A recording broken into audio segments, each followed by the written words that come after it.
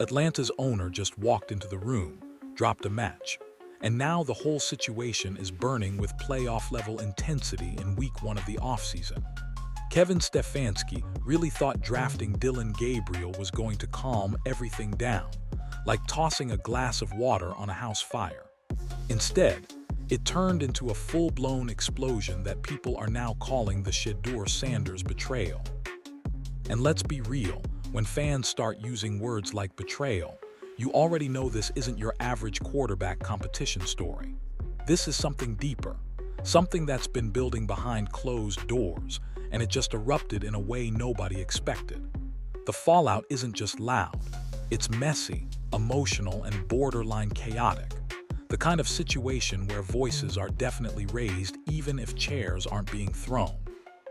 And now the pressure is stacking up like defenders in a zero blitz, with ripple effects starting to spread across the entire league. Atlanta made their decision crystal clear, and it sent shockwaves through the football world. No Dillon Gabriel. Not now, not later, maybe not ever. The Falcons didn't even entertain the idea of bringing him in. Kevin Stefanski walks into a new building with a fresh start, a new opportunity, and what happens? His guy gets left behind without a second thought. Atlanta stacked their quarterback room like a team that learned from someone else's mistakes. They brought in Tua Tagovailoa. They've got Michael Penix. They signed Trevor Siemian, a veteran who's been around the league forever. But Dillon Gabriel, not even a conversation. And that right there tells you everything without saying a word. Because if Gabriel was really the answer, if he was really the guy Stefanski believed in so deeply, wouldn't you expect at least some effort to reunite them? But no, nothing. Radio silence. And that raises the biggest question of all. What exactly was Cleveland doing? Why hold Shedeur Sanders back for a plan that didn't even survive the offseason? Let's keep it honest for a second. Do you really think Shedeur Sanders got respected in this situation? Or does this feel like one of those trust the process moves that nobody actually understands? Because right now, everything about this situation feels off. Not just a little off. Not something smells weird off. This feels like a full-blown organizational headache that somebody tried to cover up with a Band-Aid. And every road you take, every angle you examine, somehow it keeps circling back to one man, Kevin Stefanski. Cleveland didn't just move on from this quietly either. They reacted like a team that had been holding its breath for months and finally let it all out at once. That kind of reaction doesn't just pop up randomly. That comes from built-up frustration, confusion, and a whole lot of what are we even doing here energy. Because when you really start breaking this down, it looks like Shedeur Sanders wasn't just competing. It looks like he was navigating an obstacle course that kept changing every time he figured it out.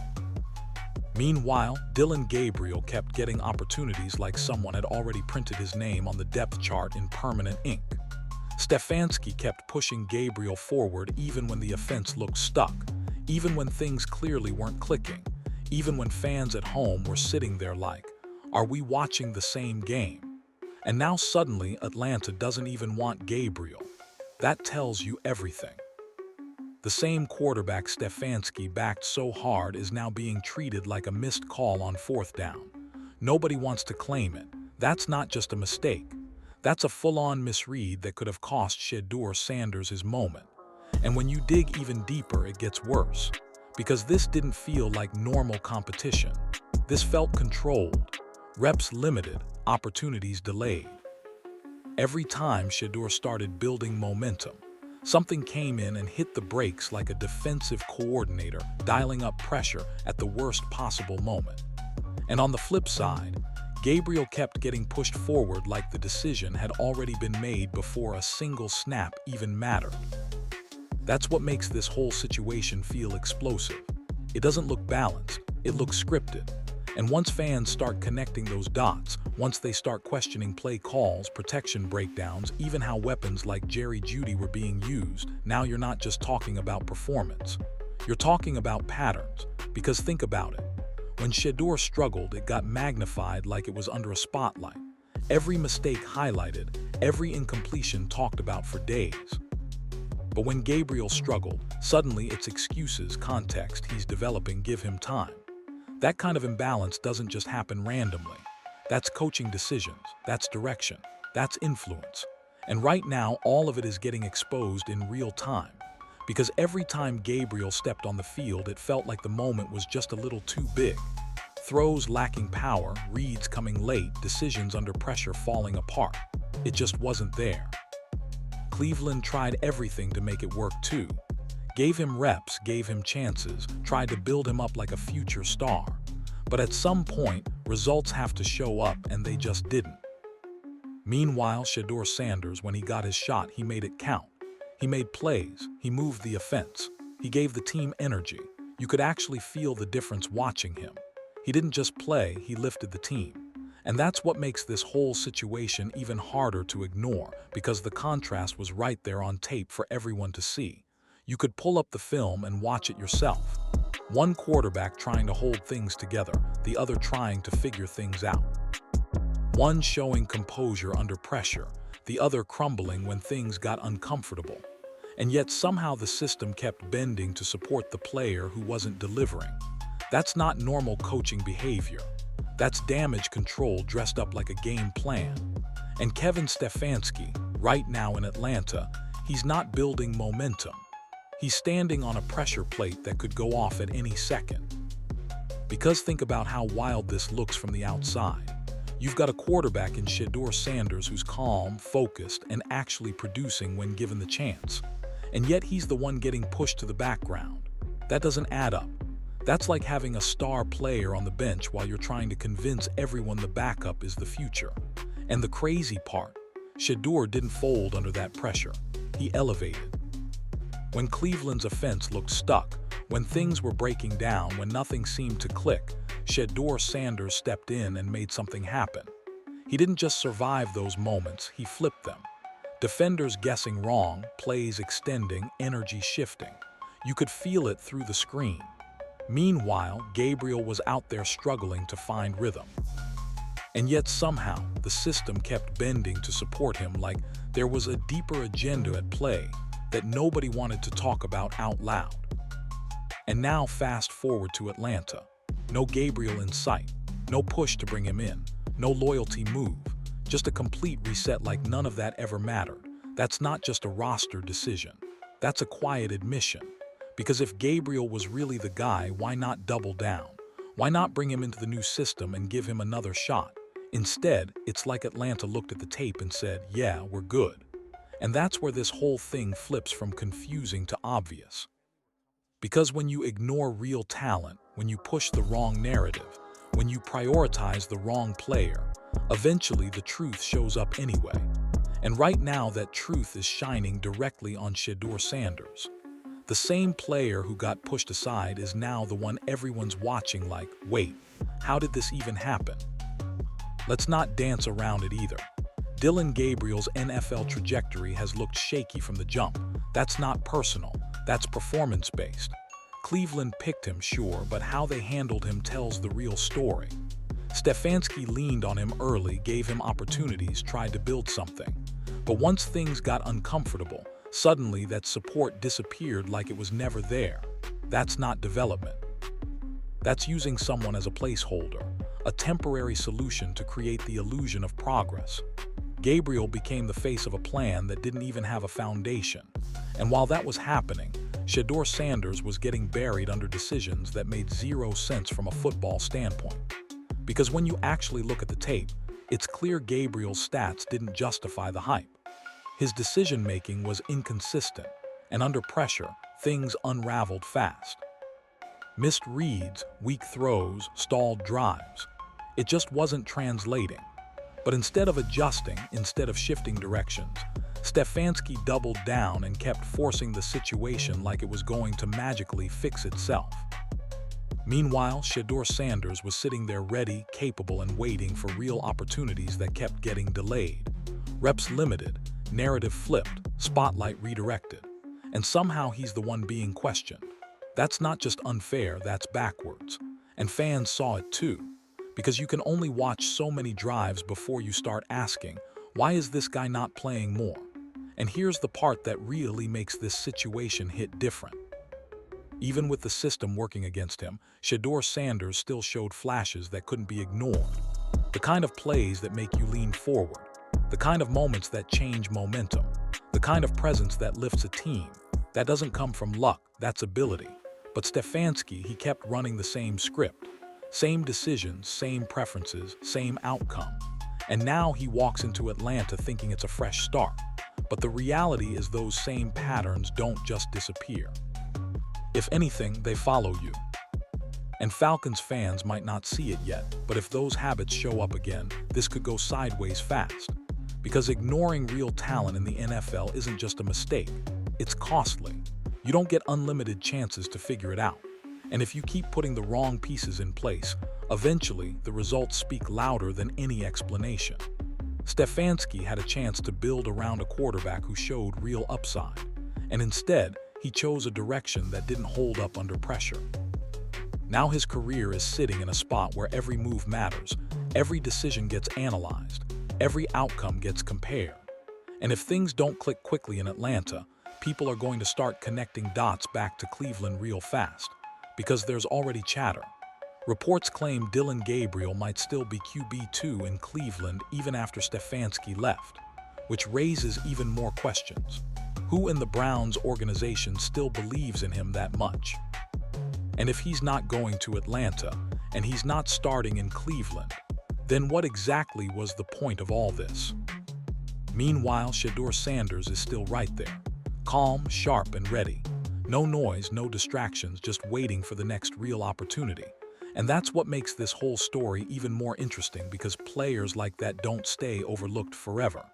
Every time he stepped on the field, there was a difference. Defenses reacting, plays opening up, momentum shifting. It wasn't subtle. And every time Gabriel struggled, that contrast became even more obvious. One player trying to hold things together, the other trying to figure things out. So now the question isn't just what happened, it's what happens next. Because if Shedeur Sanders gets a real shot in the right system with real support and a fair setup, this whole narrative could flip completely. And now look at how this whole thing is playing out. Atlanta passes on Dillon Gabriel. Stefanski is left juggling a quarterback room that already feels unstable. And suddenly the message is loud and clear. Shedeur Sanders was right all along. Not just talented, not just promising. We're talking about a quarterback who actually understands how to win games. Vision, skill, composure, timing. All the things you can't fake when the lights come on.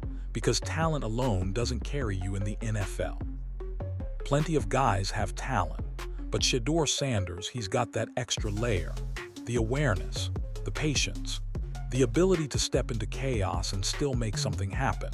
And once the league really locks in and sees it clearly, once fans get a clean, uninterrupted look at what he can do, it's not going to be subtle. It's going to hit like a highlight reel on repeat. We're talking explosive moments, game-changing plays, drives that flip momentum, and performances that make people go, wait, how was this guy not starting? That's the kind of shift that changes narratives overnight.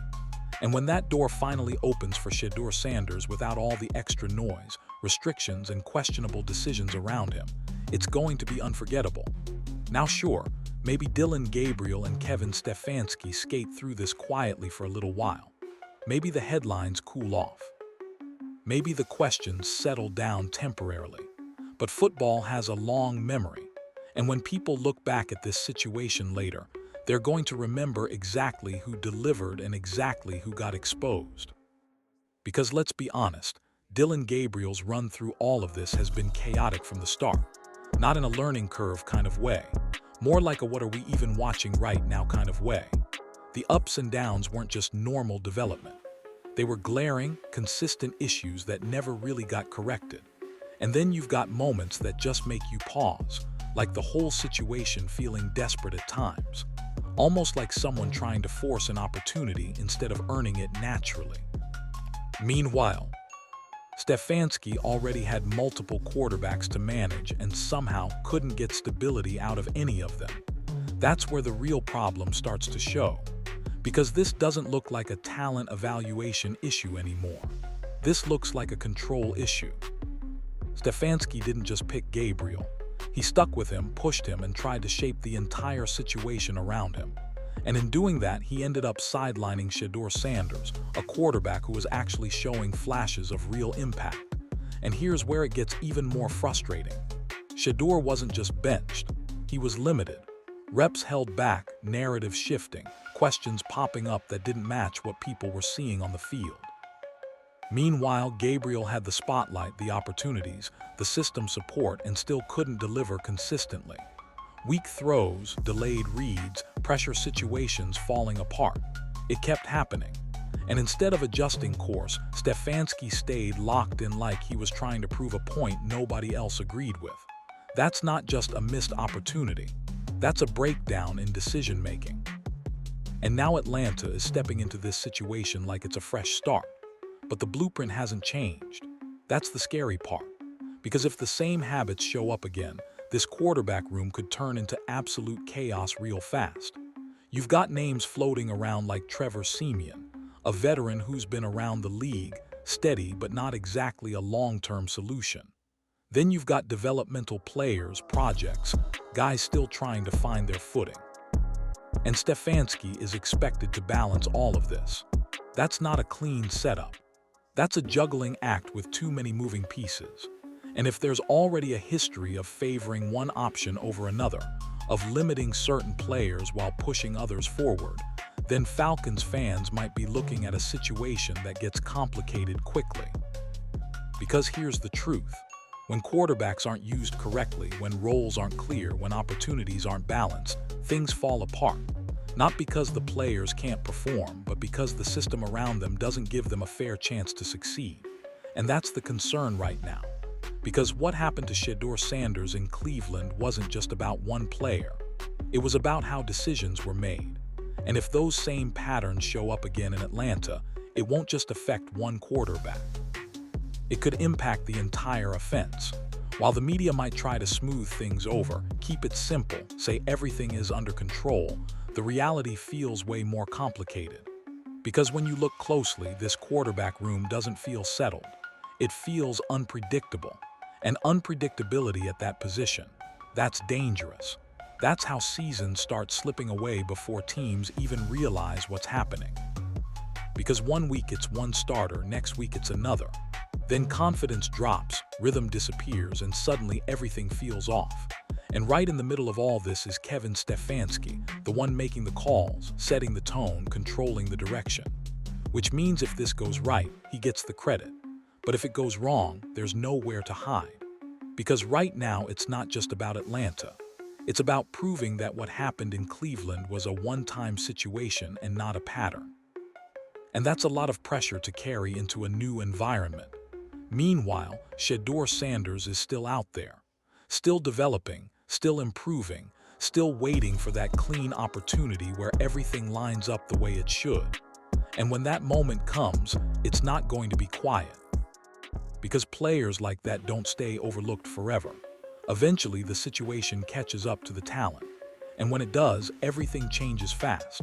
So while Atlanta tries to figure things out, while Stefanski works to prove he's learned from the past, and while the quarterback room keeps shifting, one thing is becoming clearer and clearer. Shedeur Sanders is sitting above all of this like, yeah, I'll just let the tape talk. And that's exactly what makes this whole situation hit different. Because while everything else has been loud, messy, and full of confusion, Shedeur's game has been simple, clean, and effective. He's the one actually making plays, actually moving the offense, actually showing up when the pressure kicks in. No gimmicks, no extra help, no need for narratives to carry him. Just straight-up production. And that's rare, because in a league where people are constantly trying to shape stories and control perception, Shedeur Sanders built his reputation the old-school way, by showing up and delivering. While Stefanski and Gabriel were busy rotating reps, shifting opportunities, and creating a situation that never really stabilized, Shedeur was locked in, focused, improving, taking every real opportunity and turning it into something meaningful. That's not just talent, that's discipline. And let's talk about those moments, because every time Gabriel struggled, it didn't just stand alone. Every bad throw, every stalled drive, every time the offense couldn't find rhythm, it made people start asking the same question over and over again. What would Shedeur Sanders have done in that spot?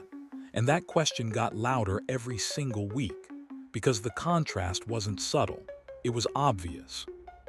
One quarterback trying to find consistency, the other showing flashes of control, confidence, and playmaking ability. And once fans start seeing that difference clearly, there's no going back. Now Atlanta might feel comfortable right now. New setup, new roster, fresh energy. But let's not act like this story is finished. Because the second Shedeur Sanders gets a real spotlight again, with a system that actually lets him operate freely, it's going to shift everything.